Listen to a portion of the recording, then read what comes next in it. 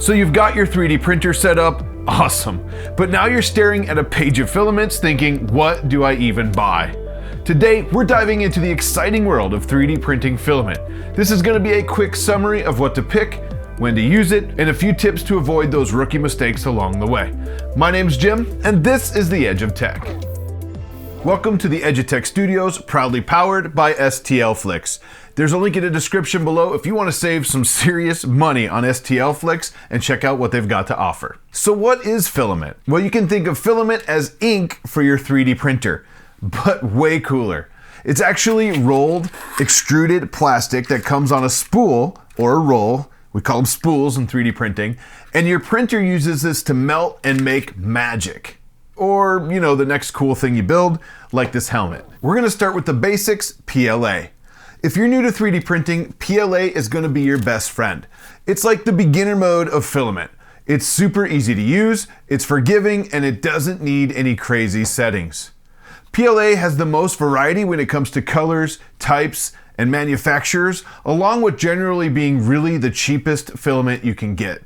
So it's really great to start printing with because you can buy a bunch and it doesn't cost you a ton. Plus, it's more eco-friendly, so you can print without feeling so guilty too. I actually use PLA just about 95% of the time for pretty much anything that won't be used outside or in high UV or heat. I just love PLA, and it's like the easy button for 3D printing filament. You need something a little tougher? PETG is a great step up. It's stronger and more flexible than PLA. It's kind of like a mashup between PLA and ABS, which we'll talk about next.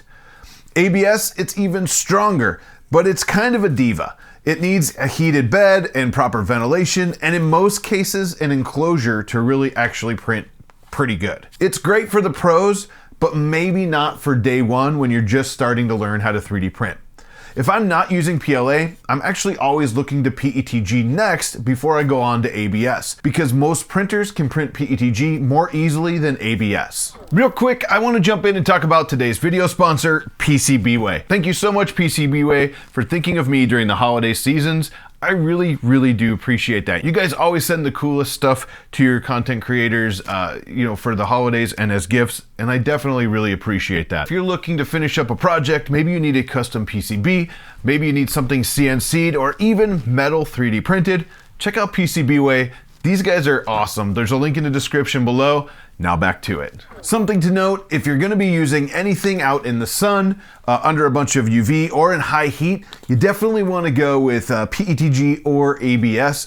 PLA, like I said earlier, not so good for that. It'll warp and get all weird on you. So if you're gonna do anything with printing outside, definitely look into PETG or even ABS if you have the enclosure. If you're feeling adventurous, you could even check out something like a wood-filled filament or glow-in-the-dark or even metal-infused 3D printing filaments.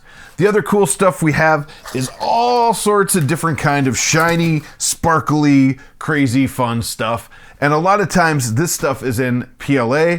I'm telling you, the colors you can get in PLA are just awesome. Although there is Joel's High Five Blue from Protopasta, that's a really sweet color as well. Now when choosing 3D printing filaments, there's a couple things you want to watch out for. First being printer compatibility. Check your printer specs and make sure it prints the type of filament that you want to print. No one likes those surprises. I mean, this A1 Mini, which in my opinion is the best 3D printer for beginners to start with at $199, can pretty much print a ton of different filaments, but it wouldn't be great at something that needed an enclosure because there's not one. So make sure you check your 3D printer and just make sure the hot end goes to the right temperature, the bed goes to the right temperature if you're doing that high temp kind of stuff. For the most part, if you're gonna stick with PLA, PETG, even TPU, this thing is gonna be great for that. The other thing is experiment with your spools. Every spool is different. Play around, see what works for you. Run the calibrations, make that filament work and be the best it can be, and it's super easy to do. Slicers like Bamboo Slicer and Orca Slicer have calibrations built in, and it makes it crazy easy to just dial in that filament for your printer and get the most amazing prints that you can. Here's a pro tip.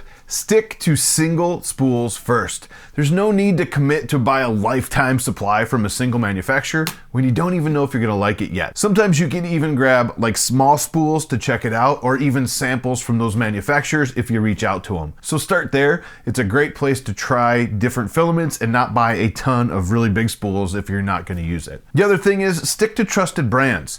Bargain filaments can be it's kind of sketchy.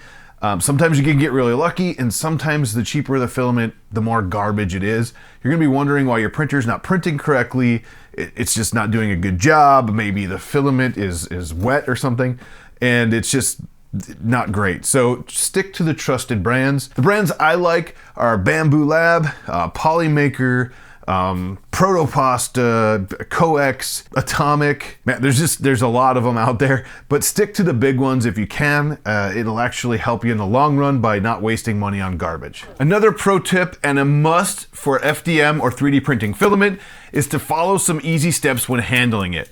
There are only 3 positions that the end of this filament ever should see. Number 1, clipped into the side of your spool somehow, whether it's in the little holes, if it's clipped to the side with a K2 clip, shout out to K2 Kevin, if it is slid into the slots, whatever it is, as long as it's secured to your spool. Number 2, in your hands, in your fingers. It's important that you don't let this go, and you don't let it go flying around or anything like that, because it will get tangled and you're gonna have a printing fail. It will stop printing, it'll get stuck, and you don't want that in the middle of a long 3D print. Number 3, inside the 3D printer. Whether it's inside the MS, inside the hot end, but only inside of that 3D printer. So 3 places, either in the spool, in your fingers, or in the 3D printer. Never let this go. Never let it go springing around, or you're gonna be unwinding it, and it's definitely not a pleasant thing. Trust me. And there you have it. That was a crash course in 3D printing filament. Are you ready to get started printing? Let me know in the comments below what color or type of filament you guys are excited to use. And if you find anything crazy out there, fun colors or types of filament, let me know below too. I'm always ready to check out new stuff. If you got value from today's video, please smash that like button. And if you want to see more 3D printing, laser and CNC videos, please consider hitting that subscribe button as well. And to check out the next video in the playlist, click this button right here.